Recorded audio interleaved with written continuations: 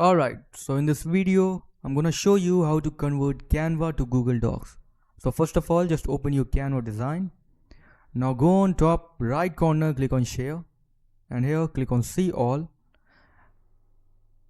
and type on the search bar Google Drive. Alright, click on Google Drive. Now click on open. Okay, wait for a few moments. Click on connect to Google Drive. Click on connect. Now use your account. Give Canva the permission.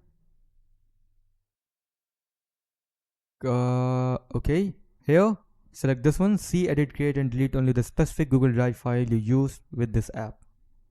Don't select see and download all your Google Drive files if you don't want to. Now click on continue. Alright. Okay, now click on publish now. Now what you have to do, open a new tab on browser. Okay, now go on Google Drive. After going on Drive, as you can see, make sure to select the file name. Here, copy it. Go on Google Drive, right.